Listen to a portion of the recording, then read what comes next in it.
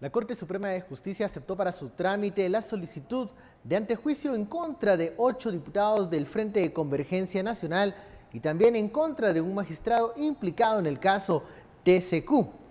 Ese es el tema de la noche. Participe con el hashtag SF. Antejuicios avanzan. A continuación la nota en Torre de Tribunales.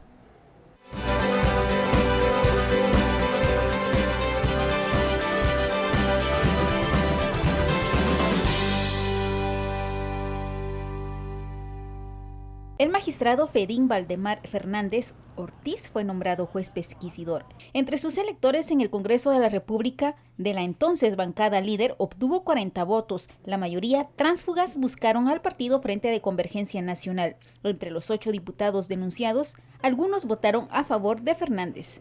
Entre ellos, Óscar Corleto, Byron Chacón y Laura Franco. Con ello puede haber conflicto de interés. Los otros diputados denunciados son Juan Manuel Giordano Grajeda, Rudy Werner Pereira Delgado, Julio Antonio Juárez Ramírez, Ferdi Ramón Elías Velázquez y Edgar Eduardo Montepeque González. La solicitud fue del Ministerio Público tras una denuncia de la gobernadora departamental de Alta Verapaz, Estela Ventura, quien fue citada por diputados oficialistas, quienes la insultaron y presionaron.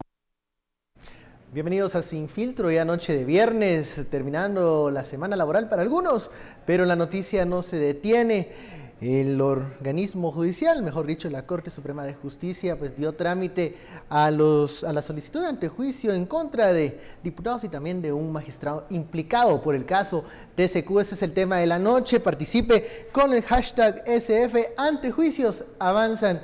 Presentamos a los analistas invitados de esta noche a este foro, Gerson Sotomayor y Javier Monterroso. Muchísimas gracias por acceder a esta entrevista, a este análisis, sobre todo del tema de los antejuicios, de la situación que va a vivir FCN en los próximos días. ¿Qué va a pasar con estos diputados, Javier?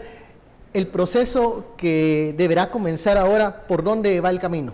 Bueno, el día de hoy la Corte Suprema mandó el expediente a un juez pesquisidor, que fue el magistrado Fedín Fernández.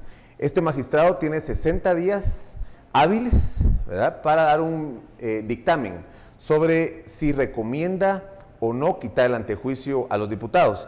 Este dictamen después pasa a conocimiento de la Corte Suprema de Justicia, quien en pleno tiene que decidir si le quita o no el antejuicio a los diputados.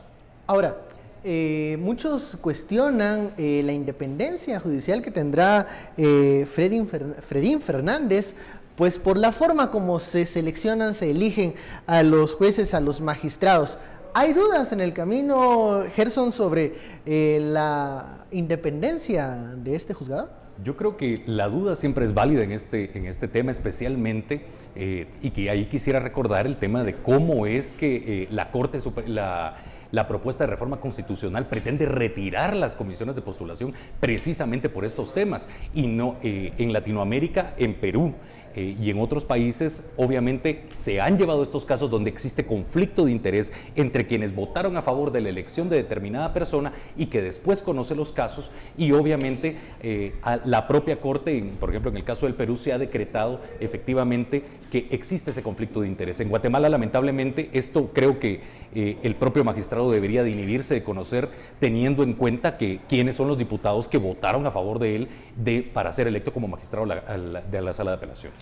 Javier, los parlamentarios obviamente están en ejercicio de sus labores, son ahora diputados oficialistas, en su momento tránsfugas, provienen muchos de ellos del líder.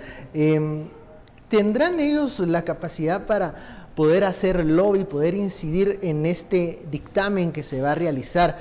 Son 60 días, hay que ver si hay planteamientos suficientemente sólidos para recomendar quitarles el privilegio del antejuicio.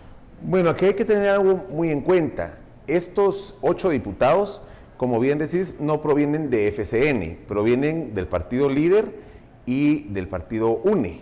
Son 6 de líder, me parece, y 2 que vienen de la UNE.